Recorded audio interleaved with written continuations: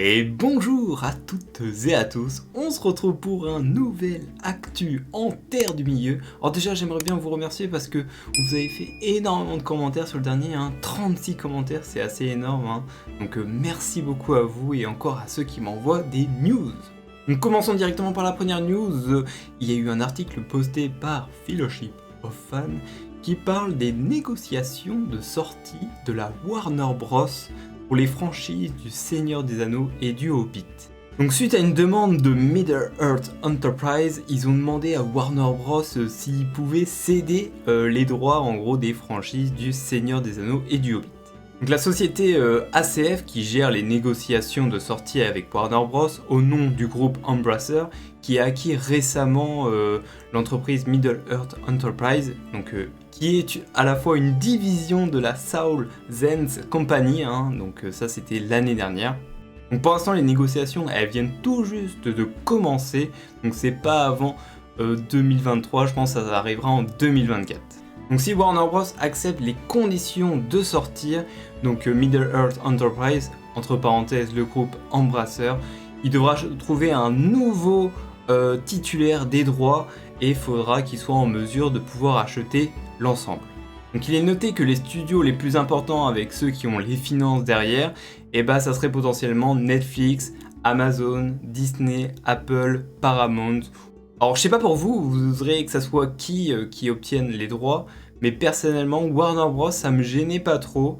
J'aimerais bien peut-être que ça soit peut-être le retour d'EA Games parce qu'ils avaient fait quand même de bons jeux. Après, je suis pas non plus très fan que ça soit par exemple Netflix ou Amazon ou Disney ou même Apple Paramount, j'aimerais bien que ça soit un autre studio. Alors d'après l'article, il existe toujours une chance que les accords avec Warner Bros terminent et qu'ils puissent continuer à développer leur activité. Mais selon des experts, il est peu probable car il y a des raisons financières derrière. Alors comme vous le savez, en 2024, on aura le film d'animation La Guerre des Rohirrim, donc qui est toujours prévu et normalement, il n'a pas été affecté par les récentes négociations de la sortie. Donc si vous voulez pour en savoir plus, je mettrai l'article de Fellowship of Fans dans les commentaires de la vidéo. Pour cette deuxième actualité, je voulais vous parler d'un petit site qui s'appelle The Conqueror Virtual Challenge, donc vous pouvez aller sur le lien en description pour mieux comprendre. Et en gros, pour faire très simple, ça va être des challenges où vous allez devoir parcourir une certaine distance pour acquérir certains trophées. Donc les premières versions, c'était de suivre Frodon de la Comté au Mordor pour détruire l'anneau. Et il y en a 3 qui sont sortis, donc le Rohan, le Gouffre de Helm et le Gondor. Donc derrière tout ça, en fait, il y a une application où vous devez parcourir une certaine distance fictive par rapport à la Terre du Milieu.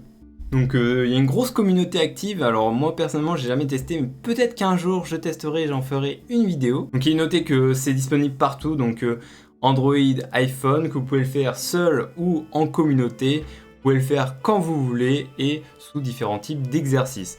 Alors par contre c'est payant, c'est-à-dire que c'est quand même pas donné. Si vous voulez acheter tout le bundle, donc actuellement il est à 300 €. Donc le bundle comprend les 5 premiers challenges plus les 3 qui viennent de sortir. Vous avez le premier bundle challenge des 5 à 200 € et vous avez les 3 nouveaux qui sont actuellement à 126 €.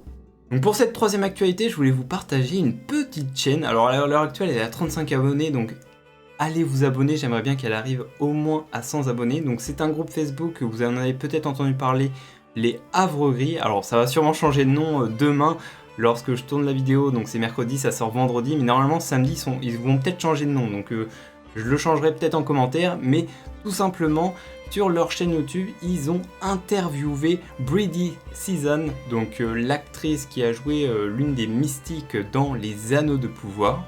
Donc c'est divisé en 3 vidéos, l'interview, donc c'est assez chouette. Alors évidemment c'est sous-titré en français, l'interview est en anglais, mais c'est super intéressant. Donc voici quelques points qu'ils ont abordés lors de leur interview. Donc qu'est-ce qu'elle a fait comme études, comment elle a rejoint la série, comment elle a abordé son personnage qui a très peu de dialogue et du coup ça se travaille surtout sur les mouvements. Elle parle même de l'étranger et de qui ça pourrait être, sans pour autant nous en dire plus. Mais en tout cas, je vous laisse aller découvrir, je vous mettrai les liens en description, mais surtout, abonnez-vous à leur chaîne. Hein, je veux que, à l'heure où sort cette vidéo, un petit peu plus tard, le lendemain, qu'ils soient au moins à 100 abonnés.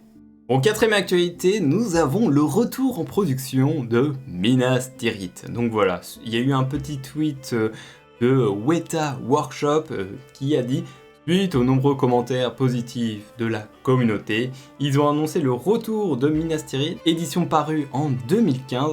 Donc vous pouvez précommander le set de Minas Tirith. Bon, c'est quand même 599$. Cinquième information, donc des touches de clavier en noir parlé du Mordor. Et oui, Middle Earth Enterprise propose des touches de clavier, donc c'est pas un clavier, hein, c'est des touches. Donc ça va d'une gamme de prix, je crois, de 15$ à plus de 150 voire 300$, donc c'est assez onéreux. Mais du coup, vous pouvez avoir des touches d'espace, par exemple, disponibles en gris, en charbon ou magma qui comportent les inscriptions de l'anneau unique. Prochaine actu, donc je vais parler de Pippin et Merry. Alors pourquoi? Nous avons Billy Boyd et Dominic Monaghan. Donc les deux hobbits vont partir pour une nouvelle aventure télévisée à travers le monde où, si j'ai bien suivi, ils vont découvrir de nouvelles personnes et les différentes spécialités culinaires à travers le monde. Donc ils ont fait une émission, enfin en tout cas ils ont nommé l'émission Billy and Dom Hate the World. Et en gros, dans leur vidéo, ils ont demandé aux gens d'envoyer à une certaine adresse email des idées de spécialités ou des gens qui pouvaient les accueillir. Donc ça se trouve, ils vont aller en France ou je sais pas où, en Australie, au Japon, un peu partout dans le monde. Et on aura surtout une émission. Alors je sais pas si ça sortira en France, donc je vous tiens au courant. Et enfin, pour terminer, j'ai trouvé une carte sympathique sur Minecraft, donc la bataille du gouffre de Helm. Je suis en train de préparer un serveur test, voilà, de mon côté, on va tester ça tranquillement. Donc le but en fait, c'est qu'il y ait des vagues d'ennemis qui viennent assiéger le gouffre de Helm, et nous tous ensemble, voilà, on se réunit une petite soirée, je ne sais pas quand ça sera. En tout cas, si ça vous branche, n'hésitez pas à rejoindre le Discord. On est en train de faire des tests, voilà, donc c'est très très chouette. Et ça change un petit peu de la bataille pour la Terre du Milieu. Et bien écoutez, ces actus je pense sont terminées, c'était un petit peu plus court que d'habitude. En tout cas, merci d'avoir suivi, je vous dis à la semaine prochaine pour de prochaines news en Terre du Milieu. Au revoir et abonnez-vous.